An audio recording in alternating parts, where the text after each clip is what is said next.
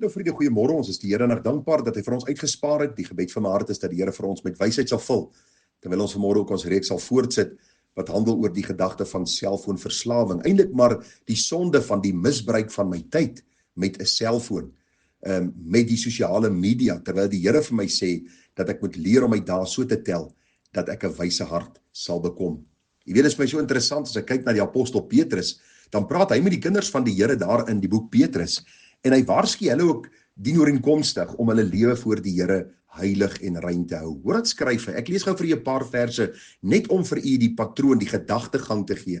Waarom ek met u praat oor hierdie bepaalde saak. Petrus sê omdat Christus dan vir ons na die vlees gelei het, met ander woorde omdat hy vir ons gesterf het, omdat hy vir ons die sonde draer geword het, moet julle jul ook wapen met dieselfde gedagte, dat wie na die vlees gelei het, opgehou het met die sonde. Met ander woorde dat ons nie soos die wêreld in 'n patroon van sonde moet verval en bly leef nie. En nou sê hy vers 2, om die oorige tyd in die vlees nie meer volgens die begeerlikhede van die mense te leef nie, maar volgens die wil van God. Baie belangrik dat Petrus alreeds vir die mense in daardie tyd sê, onthou hulle het nie 'n selfoon of 'n tablet of 'n skootrekenaar of iets gehad nie, maar hulle het met dieselfde probleme geworstel. Dat hulle die tyd wat God hulle gee, verspeel het en dikwels dinge gedoen het wat God nie behaag het nie. En daarom sê Petrus om die oorige tyd in die vlees nie meer volgens die begeerlikhede van die mense te leef nie, maar volgens die wil van God. Wat is die wil van God? Ons heiligmaking. Hoe word ons heilig? Wanneer ons tyd gebruik om dan ook konstruktief in God se koninkryk in te bou, sy woord te lees, te bid, met my gesinslede, die evangelie te verkondig, by die huis van die Here te wees en so kan ons aangaan. Vers 3 sê, want dit is genoeg dat ons die afgelope lewenstyd die wil van die heidene volbring het, deur te wandel in ongebondenheid, begeerlikheid, dronkenskap, brassery, drinkery en ongeoorloofde afgoderry. Ek het hier gesê, vriende, dis noodsaaklik om te sien dat die Bybel vir ons 'n beginsel deurgee. Al verander tegnologie, die mens in sy wese bly dieselfde. Ons hart is bedrieglik en dit neig altyd na die sonde. Daarom het ons nodig ook wanneer dit kom by ons selfone, wanneer dit kom by die tegnologie, die wysheid van die Here af te bid, om dan ons tyd en ons dae so te tel dat ons 'n wyse hart kan bekom, Psalm 90, waarmee ons dan maandag begin het.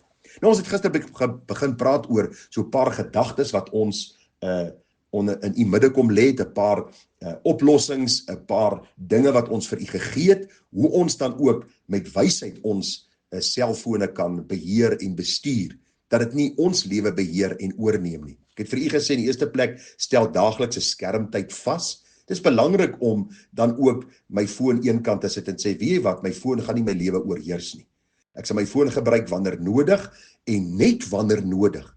En nie hierdie kwessie van 'n klomp sinnelose tydverdrywing, waar ek tyd spandeer op Facebook en op ander se statusse en op Marketplace en op YouTube en op Instagram en al hierdie dinge nie. Ek het vir julle gesê, verwyder gedagtelose blaai-apps, as jy jou foon oopmaak, dat jy nie dadelik van hierdie apps, hierdie applikasies afgelaai wat jy net op kan druk en dan tyd verspeel nie. Ek het vir u gesê, het nie nodig om u leitoon 24 ure 'n dag aan te hou nie, het nie nodig om 24 ure 'n dag op jou SMS'e of op jou WhatsApp beskikbaar te wees nie. Leer mense ook dat jy jou tyd beperk op jou selfoon en dat dit nie nodig is dat jy 24 ure 'n dag beskikbaar hoef te wees nie. Ek het vir gesê, beplan iets om te doen, met ander woorde, vul die leemtes, gaan uit jou huis, en nou die volgende gedagte, en ons gaan vanmôre klaarmaak met hierdie reeksie. Die volgende gedagte is, oefen ongemaklike stilte. Wat bedoel ek daarby? Vriende, eenvoudig. Kom op 'n tyd in jou dag en sê, vandag, nou op hierdie oomblik gaan ek net stil word.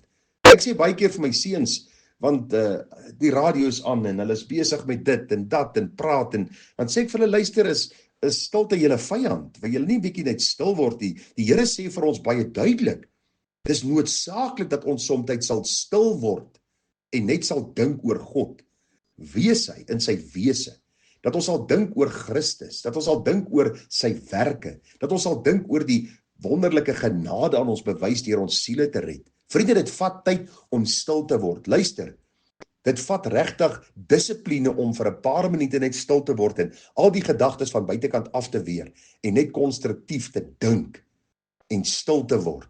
En te sê, Here, dankie vir wie u is. Dankie vir wat u aan my siel kom doen het.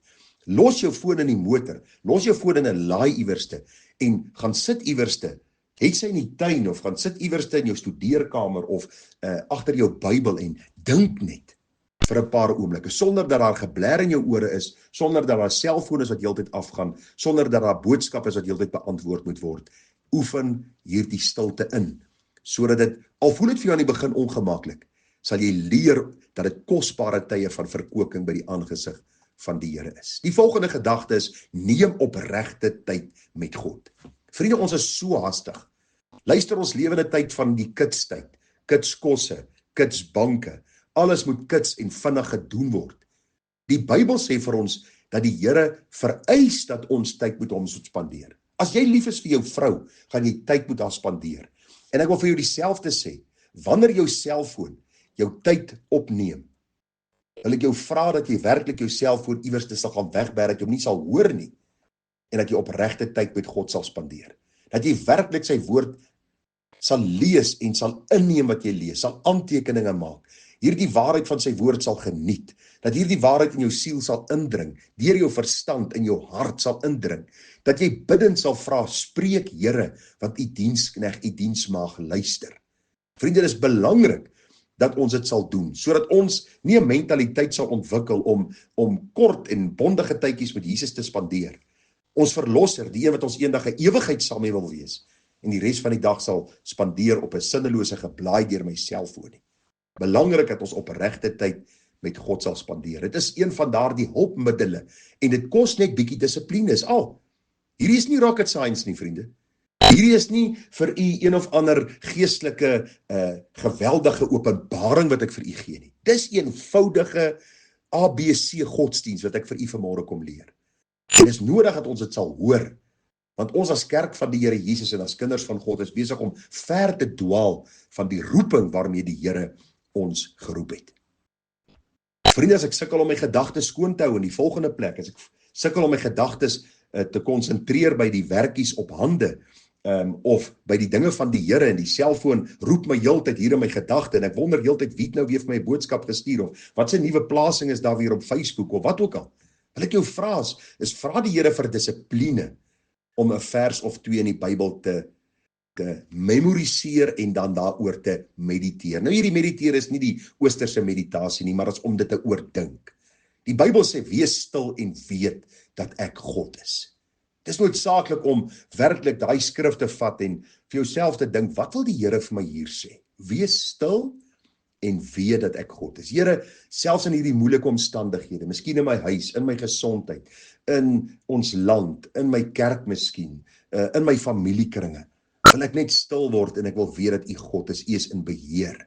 Die gedagte dat Jesus vroeg in die môre opgestaan het en hy het 'n eensame plek vertrek om daar te bid. Dink bietjie wat dit beteken, wat die Here vir ons wil leer daardeur.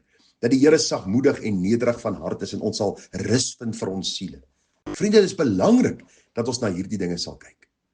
Nog so 'n gedagtetjie wat ek vir u wil noem is, God het ons geskep om met hom en ander mense en die res van sy skepping te verbind. Daarom wil ek jou vra, sit jou foon neer, maak vir jou vrou 'n koppie koffie of vir jou man 'n koppie koffie en sê vir hom, ek wil bietjie met jou gesels. Hoe was jou dag gewees? U gaan sien hoe u al verleer het om te praat met jou geliefde, die een voor wie jy of wat jy voor God beloof het om die res van jou lewe saam deur te bring. U sal sien hoe jy verleer het om te praat met jou kinders, hoe jy die sinvolle gesprekke verleer het. En daarom pleit ek by u dat u hierdie nie sal sien as 'n beskuldiging nie, want ek preek vir myself om vir die Here te vra, help my om ook my dae so te tel dat ek 'n wyse hart sal bekom. Vriende, onthou, ons moet gasvry wees, gaan uit, ontmoet ander mense, sorg dat jy by die huis van die Here is, kuier by Christen vriende, doen evangelisasiewerk, kommunikeer met ander mense. Dis belangrik dat ons sal ry na punt A en punt B en punt C en mense sal in die oë kyk en met hulle kommunikeer, aan hulle kan vat, dat ons hulle kan sien. In plaas van om heeltyd skermtyd te hê en heeltyd te kyk na jou selfoon en so te kommunikeer en eintlik te verleer om werklik te kommunikeer, vra ek jou, sit jou foon eenkant en besef, God het my geskape met die doel om hom in die eerste plek te eer, om dan saam met my huisgenote om te verheerlik en dan te verbind met die res van sy skepping. Het sy dit wat ek sien in die skepping en die mense met wie ek kommunikeer. Ek wil afsluit met 'n gelykenis wat ek vir u wil lees. Lukas 12:42. Dit het my so getref toe ek hierdie boodskapies voorberei dat ek dit met u moet behandel vanmôre. Dit gaan in 'n minuut of 2 wees, maar hoor net wat staan hierso.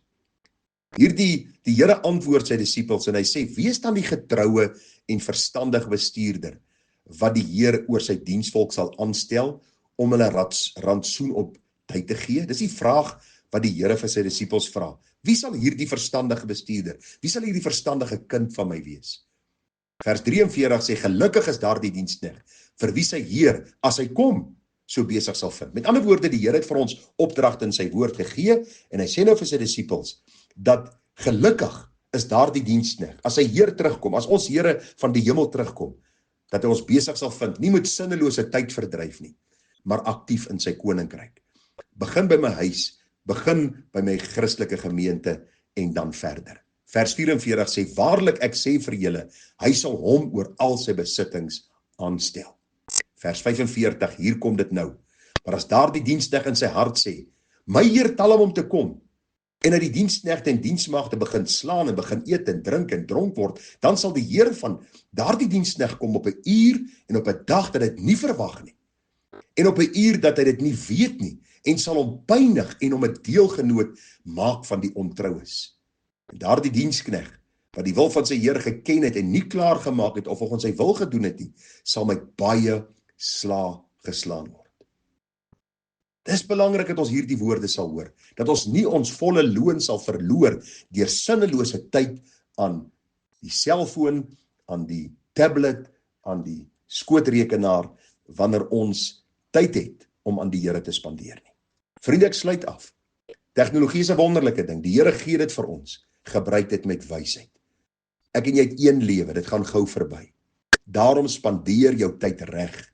Vra die Here dat jou foon nie jou God sal word nie, dat hy jou lewe nie sal oorheers en beheer nie, dat hierdie foon nie die ding sal wees, die eerste ding wanneer jy gryp in die oggende nie, maar dat God se waarheid, God se woord vir jou sal dien tot bron van wysheid, 'n rigtingwyser in hierdie moeilike tyd, en dat jy dit reg sal spandeer, sodat die belangrike dinge, vriende, nie verby sal gaan en nie sal verdwyn en selfs op die rotse sal beland, omdat jy met 'n selfoon besig is, tegnologie besig is, dit wat jou vyand wil misbruik om dan jou lewe en my lewe te verongeluk nie. Mag die Here ons wysheid gee, insig en verstand, dat ons hom kan verheerlik. Groete vir u, mooi dag verder. Tada.